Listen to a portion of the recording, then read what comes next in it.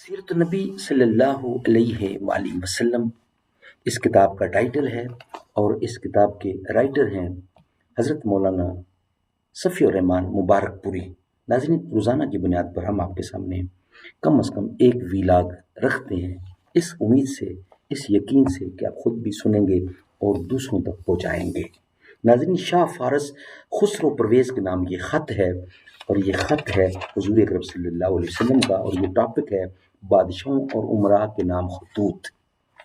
ناظرین، یہ vlog number 445 ہے، ایپیسوڈ نمبر 6، چھٹی قسط ہے اس ٹاپک کی، اور پیج ہے 481 جو ہم آپ کے سامنے رکھنے کو جا رہے ہیں۔ ناظرین، یہ کتاب الرحیق المختوم سیرت النبی صلی اللہ علیہ وسلم پر دنیا بھر میں اول انعام یافتہ یہ کتاب ہے۔ رابطہ عالم اسلامی مکہ مکرمہ کے زیر اہتمام منعقدہ سیرت نگاری کے عالمی مقابلہ میں اول آنے والی عربی کتاب کا اردو ترجمہ ہے یہ۔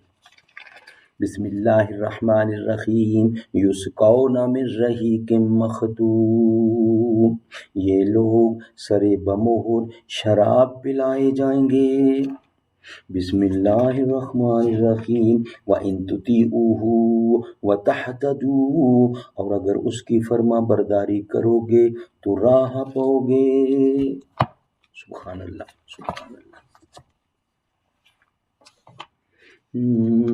جس کھیت سے دہقاں کو میسر نہیں روزی، اس کھیت کے ہر خوشائے گندم کو جلا دو۔ نشہ پلا کے گرانا تو سب کو آتا ہے، مزہ تو تب ہے کہ گردوں کو تھام لے ساقی۔ ناظرین، یہ کتاب ہم آپ کے سامنے رکھ رہے ہیں، سیرت النبی صلی اللہ علیہ وآلہ وسلم۔ ہیڈنگ ہے شاہ فارس خسرو پرویز کے نام خط، کس کا؟ حضور اکرم صلی اللہ علیہ وآلہ وسلم کا۔ نبی اکرم صلی اللہ علیہ وسلم نے ایک خط بادشاہ فارس کسرا یعنی خسرو کے پاس روانہ کیا، جو یہ تھا۔ آغاز میں لکھا ہے بسم اللہ الرحمن الرحیم، محمد رسول اللہ کی طرف سے کسرا عظیم فارس کی جانب، اس شخص پر سلام جو ہدایت کی پیروی کرے اور اللہ اور اس کے رسول پر ایمان لائے اور گواہی دے کہ اللہ کے سوا کوئی لائق کی عبادت نہیں، وہ تنہا ہے، اس کا کوئی شریک نہیں، اور محمد اس کے بندے اور رسول ہیں۔ میں تمہیں اللہ کی طرف بلاتا ہوں، کیونکہ میں تمام انسانوں کی جانب اللہ کا فرستادہ ہوں، تاکہ جو شخص زندہ ہے اسے انجام بد سے ڈرایا جائے، اور کافرین پر حق بات ثابت ہو جائے، یعنی حجت تمام ہو جائے، پس تم اسلام لو، سالم رہو گے، اور اگر اس سے انکار کیا تو تم پر مجوس کا بھی بارے گناہ ہوگا۔ اس خط کو لے جانے کے لیے آپ نے حضرت عبداللہ بن حذافہ سہمی رضی اللہ کو منتخب فرمایا۔ انہوں نے یہ خط سربراہ بحرین کے حوالے کیا۔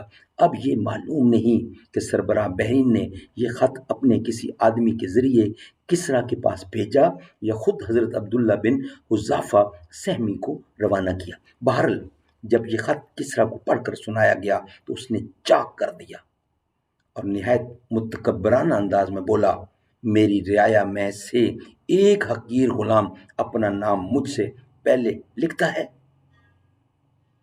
رسول اللہ کو اس واقعے کی جب خبر ہوئی تو آپ نے فرمایا، اللہ اس کی بادشاہ کو پارا پارا کر دے، اور پھر وہی ہوا جو آپ نے فرمایا۔ چنانچہ اس کے بعد کسرا نے اپنے یمن کے گورنر بازان کو لکھا کہ یہ وہ شخص جو حجاز میں ہے، اس کے یہاں اپنے 2 توانا اور مضبوط آدمی بھیج دو کہ وہ اسے میرے پاس حاضر کر دیں۔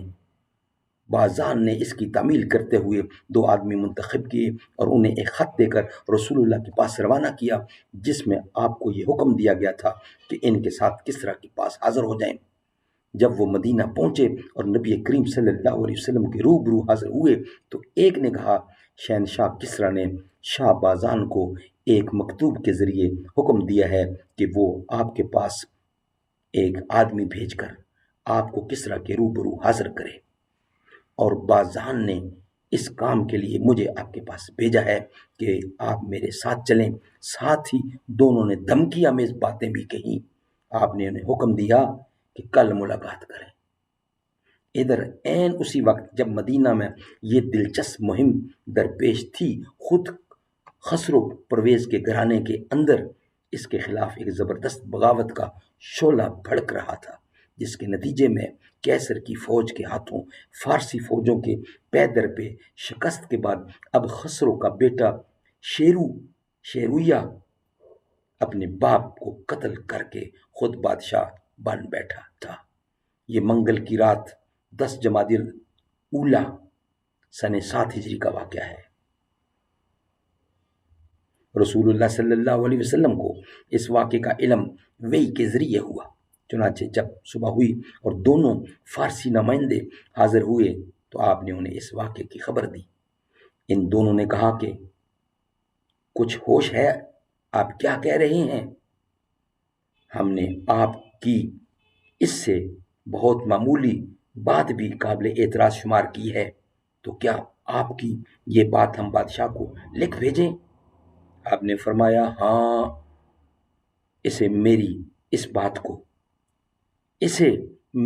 بات کو خبر کر دو، اور اس سے یہ بھی کہہ دو کہ میرا دین اور میری حکومت وہاں تک پہنچ کر رہے گی جہاں تک کسریٰ پہنچ چکا ہے، بلکہ اس سے بھی آگے بڑھتے ہوئے اس جگہ جا کر رکے گی جس سے آگے اونٹ اور گھوڑے کی قدم جا ہی نہیں سکتے۔ تم دونوں اس سے یہ بھی کہہ دینا کہ اگر تم مسلمان ہو جاؤ تو جو کچھ تمہارے زیر اقتدار ہے وہ سب میں تمہیں دے دوں گا، اور تمہیں تمہاری قوم ابنا کا بادشاہ بنا دے گی۔ اس کے بعد وہ دونوں مدینہ سے روانہ ہو کر بازان کے پاس پہنچے اور اسے ساری تفصیلات سے آگاہ کیا۔ تھوڑے عرصے بعد ایک خط آیا کہ شیرویہ نے اپنے باپ کو قتل کر دیا ہے۔ شیرویہ نے اپنے اس خط میں یہ بھی ہدایت کی تھی کہ جس شخص کے بارے میں میرے والد نے تمہیں لکھا تھا اسے تا حکم ثانی برانگیختہ نہ کرنا۔ اس واقعے کی وجہ سے بازان اور اس کے فارسی رفقا جو یمن میں موجود تھے مسلمان ہو گئے۔ سبحان اللہ، سبحان اللہ۔ ناظرین، یہ ویلاگ یہاں ہی کمپلیٹ ہوتا ہے۔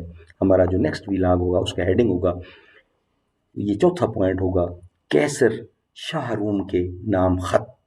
یہ حضور اکرم نے خط لکھے ہیں صلی اللہ علیہ وسلم نے، وہ ہم آپ کے سامنے رکھیں گے، مگر نیکسٹ ویلاگ کی صورت میں یہ ویلاگ ہمارا یہاں ہی مکمل ہوتا ہے۔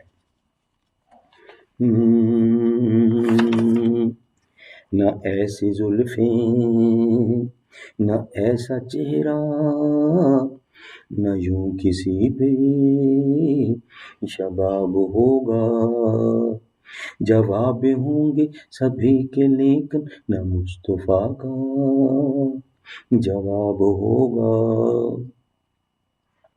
بروز محشر حسین سارے جو ہوں گے یکجا، مقابلے کو قسم خدا کی بروز محشر بلال کا